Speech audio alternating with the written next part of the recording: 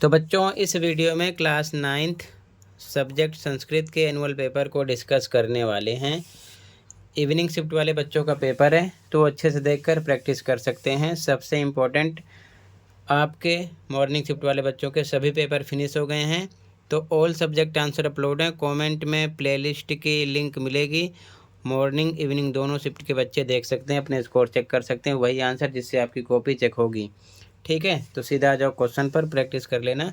Evening shift वाले बच्चे question के साथ आंसर डिस्कस करेंगे ताकि आपको दिक्कत ना हो। बाकी इस पेपर का भी कंप्लीट आंसर चैनल पर अपलोड है। ठीक है, तो पहला क्वेश्चन, अधोलिखितं गद्यांशं पठित्वा प्रदत्त प्रश्नान् उत्तराणि संस्कृतेन लिखत। नीचे दिए गए गद्यांश को पढ़कर दिए गए प्रश्नों के आंसर आपको संस्कृत में लिखने हैं, तो इसे आप पढ़ लेना। पहला क्वेश्चन होता है एक पदेन उत्तरत। इसमें एक शब्द का आंसर होता है। केवलम प्रश्न द्वयम, केवल दो करने होते हैं, यहाँ पर तीन होते हैं। जैसे कि पहला, कह सर्वेषाम ऋतु नाम राजा कथ्यते। तो यहाँ पर देखो ध्यान से, तो आधे से ज़्यादा लाइन पैराग्राफ में ही मिलेगी, इसी में से आपको ढूंढना होगा इस क्वेश्चन का आंसर, लेकिन आंसर एक शब्द में ही होना चाहिए। तो ध्यान से देखो सॉल्यूशन। तो देखो यहाँ पर लिखा है कह, तो यहाँ लिखा है एषु वसंतः सर्वेषां सर्वेषां, और उसके बाद में ऋतूनाम राजा राजा कथ्यते कथ्यते। तो एक शब्द में आंसर आ जाएगा वसंतः। ठीक है, एक पदेन का मतलब एक शब्द में आंसर देना है, तो फर्स्ट में आएगा वसंतः। ठीक है, इसी प्रकार अगला क्वेश्चन है वातावरणे केषां मधुर स्वरः सर्वान् मोदयति। तो देखो आधे से ज़्यादा वर्ड मिलेंगे। ये लिखा है वातावरणे पिका नाम मधुर स्वरः सर्वान् मोदयति। तो एक शब्द में आंसर आएगा किसके स्वर को? पिका नाम। तो यहाँ पर आ गया पिका नाम। इसी प्रकार अगला क्वेश्चन है, तो इसका आंसर एक शब्द में होगा वसंते। पैराग्राफ में आप देखना। इसके बाद में अगला क्वेश्चन है पूर्ण वाक्यन। तो इसमें पूरी लाइन लिखते हैं। जैसे कि लिखा है केवलम प्रश्न द्वयम, कोई दो करने हैं। तो पहला है वसंत ऋतु का समयो भवति। तो यहाँ पर देखो इसका आंसर मेंशन है, पूरी लाइन उतारना होता है। तो इसका आंसर देखो यहाँ पर मेंशन है। ठीक है, यहाँ से लेकर वसंत ऋतु सा समयो भवति से लेकर कहाँ तक? आगमनम भवति, यहाँ से यहाँ तक। ठीक है ना, तो इसमें पूरी लाइन यहाँ से लेकर यहाँ तक आपको उतारना है, तो इसे बोलते हैं पूर्ण वाक्यन। ठीक है, इसी प्रकार सेकंड है आपका, ध्यान से देखो। सेकंड क्वेश्चन, वसंत पंचमी उत्सवे कस्याः पूजनम विधीयते। तो यहाँ से लेकर यहाँ तक इसका आंसर हो गया है, पैराग्राफ से सेम उतारा गया है। ठीक है, अगला थर्ड का आंसर ये हो जाएगा। ठीक है, कंप्लीट लाइन वाला। तो क्वेश्चन के साथ आंसर देख लो। ठीक है, प्रैक्टिस करना है आपको।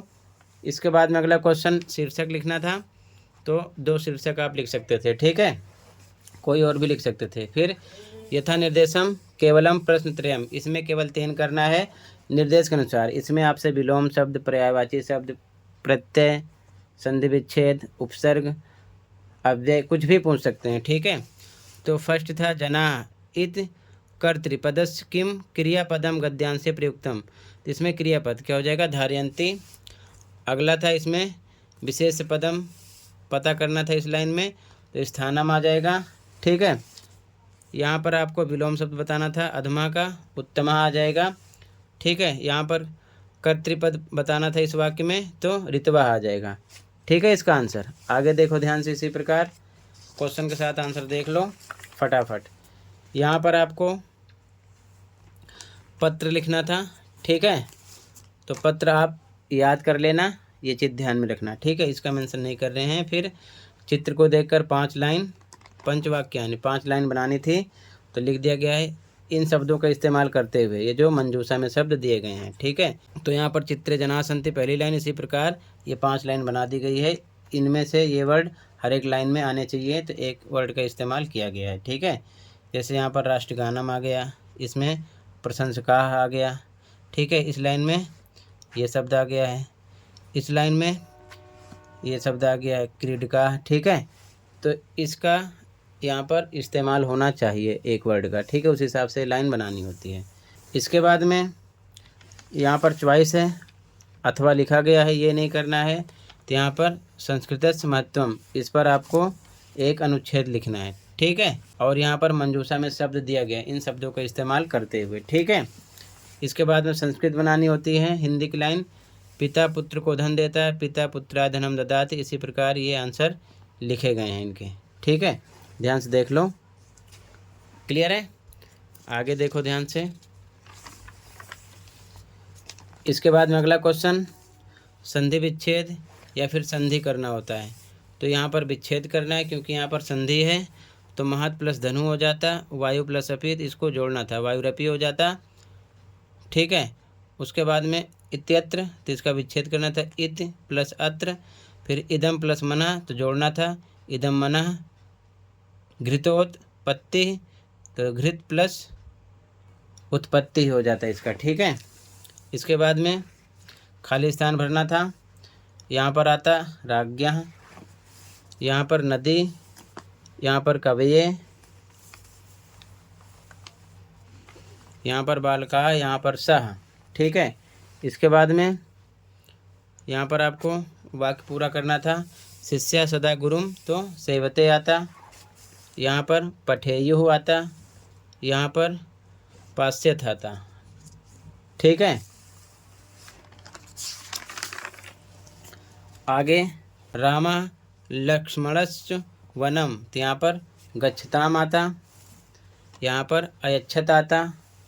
अगला क्वेश्चन, उचित पदानि चिनुत, उचित शब्द चुनना था। तो यहाँ पर घ ऑप्शन था, यहाँ पर ग ऑप्शन था, यहाँ पर का ऑप्शन था, ठीक है, राइट आपका। आगे यहाँ पर ख ऑप्शन था, यहाँ पर का ऑप्शन था, ठीक है। अगला क्वेश्चन, फिर से आपको एमसीक्यू टाइप में क्वेश्चन मिलेंगे। प्रकृति प्रत्यय हो, यहाँ पर प्रत्यय पता करना था। तो यहाँ पर जोड़ने पर क्या बनता, ग ऑप्शन राइट हो जाता। यहाँ पर विच्छेद करते तो इस प्रकार बनता, प्रत्यय अलग होता तो, ठीक है। यहाँ पर जुड़ा है तो प्रत्यय अलग होता तो इस प्रकार आता, ख ऑप्शन था। तो खा, घा, गा, ये ऑप्शन हो जाते आपके, ठीक है। क्वेश्चन के साथ देख लो फटाफट। यहाँ पर आपका का ऑप्शन हो जाता। फिर आगे संस्कृत में गिनती लिखनी थी, 2 हो जाता, ठीक है। 64 चतुष्षष्टि हो जाता। इसी प्रकार यहाँ पर मेंशन किया गया इसका आंसर, ठीक है। गिनती आप 50 से 100 के बीच में याद कर लेना, ठीक है। फिर यहाँ पर संयोजन, उपसर्ग संयोजन और विभाज्य, यानी कि तोड़ना था और जोड़ना था। तो औधार्य औ प्लस धार्य हो जाता, उपदेशा जोड़ना था, उपदेशा हो जाता। अधिक्षिपित, तो अधिक्षिपित हो जाता। परिहरित, तो परि प्लस हरित, मतलब जो जुड़ा है उसको तोड़ना था, जो अलग अलग है उसे जोड़ना था, ठीक है। तो यहाँ पर आंसर मेंशन है। आगे देखो, फिर यहाँ पर खाली स्थान भरना था, अव्यय पता करना था, अव्यय। तो यहाँ पर चा आता, ग ऑप्शन था, ठीक है। यहाँ पर ख ऑप्शन था, यहाँ पर घ ऑप्शन था, ठीक है। आगे फिर से आपको गद्यांश मिलेगा, गद्यांश को पढ़कर आंसर देना होगा एक पदेन में। इसके बाद में आगे फिर से एक पदेन में उत्तर, केवलम प्रश्न द्वयम, कोई दो करना था। इसका आंसर है, आमने सामने लिख दिया, तीनों का आंसर है। पैराग्राफ से ही ढूंढना था एक शब्द में, ठीक है।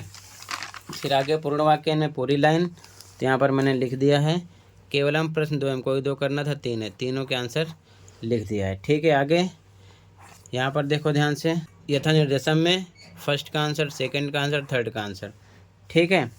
फिर अगला फिर से पद्यांश मिलेगा, एक पदेन में एक शब्द में आंसर इसी में से, तो राइट आंसर सामने लिखा है। पूर्ण वाक्य में पूरी लाइन, तो यहाँ पर आंसर लिख दिया है, ठीक है। ये पढ़ लिया करो, केवलम प्रश्न द्वयम कोई दो करना है, यहाँ पर केवलम प्रश्न द्वयम कोई दो करना है। जितना बोला जाए उतना ही करना होता है, ठीक है ना, फालतू करने का नंबर नहीं मिलता है। आगे यथा निर्देशम में भी आंसर सामने लिखे गए हैं, ठीक है, फर्स्ट का, सेकंड का, थर्ड का। फिर आपको नाट्यांश पढ़ना होगा और पढ़कर इसी में से आंसर देने होंगे। तो नाट्यांश को पढ़ लेना, एक पदेन में एक शब्द का आंसर, राइट आंसर फर्स्ट का, सेकंड का, थर्ड का, एक एक शब्द में लिखा गया है, ठीक है। इसके बाद में पूर्ण वाक्य में पूरी लाइन लिखनी होती है। तो यहाँ पर फर्स्ट का आंसर, सेकंड का आंसर, थर्ड का आंसर लिखा गया है। फिर यथा निर्देशम में सामने फर्स्ट का, सेकंड का, थर्ड का आंसर लिखा गया है। फिर इसके बाद में प्रश्न निर्माण करना होता है, ठीक है। तो जहाँ पर अंडरलाइन है वहाँ पर यह शब्द यूज करना है, जैसे मनः, फिर क्री दृश्यमाता, फिर भवते लिख के पूर्ण विराम हटा देते और क्वेश्चन मार्क लगा देते। तो एक एग्जाम्पल ध्यान से देखो, ठीक है। मनः, तो यहाँ पर आता मनः, फिर ये हट गया, कीदृशम आता, फिर बहुत ही सेम लिखते और लास्ट में क्वेश्चन मार्क। ऐसे ही अंडरलाइन वाले शब्द पर ये शब्द लिखकर आपको लास्ट में क्वेश्चन मार्क लगाना है, बाकी पूरी लाइन सेम। ठीक है, फिर आगे श्लोक होता है, श्लोक को पढ़ लेना। ठीक है, फिल करना होता है इसी के हिसाब से। तो फर्स्ट सेकंड थर्ड में जो फिल करना है लिख दिया गया है, इस मंजूषा वाले शब्द से ही फिल करना था। फिर आगे चॉइस थी, नीचे वाला क्वेश्चन में भी सेम, यहाँ पर मंजूषा शब्द दिया, इसी में से भरना था, तो यहाँ पर राइट आंसर लिख दिया गया है। ठीक है, ऐसे ही भरना था। फिर इसके बाद में घटनाक्रम के अनुसार लगाना था। तो ध्यान से देखो, ये तीसरे नंबर पे आता, ये पाँचवें नंबर पर, ये दूसरे पर, ये चौथे पर, ये आठवें पर। ठीक है, आगे ये पहले पे आता, ये छठे पर आता, ये सातवें पर आता। ठीक है, स्टोरी जब आप पढ़ोगे तभी घटनाक्रम वाले क्वेश्चन को सही कर पाओगे। फिर अगला क्वेश्चन जो था, यहाँ पर का ऑप्शन था, इसमें राइट, इसमें खा ऑप्शन था, यहाँ पर घा ऑप्शन था, यहाँ पर गा ऑप्शन था राइट। ठीक है, फिर लास्ट वाले में मैचिंग करना था। तो यहाँ पर फर्स्ट का वस्त्रय से आता। ठीक है, सेकंड का आता ब्रह्मयुक्त से, थर्ड का धनुर्धर, और उसके बाद में फोर्थ का आता स्वादिष्टानी। ठीक है, यहाँ पर आंसर इस साइड लिखा है। तो कंप्लीट पेपर को मैंने आंसर के साथ क्वेश्चन के साथ डिस्कस कर दिया। ठीक है, अच्छे से प्रैक्टिस कर लो, इवनिंग शिफ्ट वाले ध्यान रखेंगे। तो इतना ही था इस वीडियो में, मिलते हैं अगले वीडियो में। कहीं पर कोई डाउट है कमेंट कर सकते हो। Thank you for watching.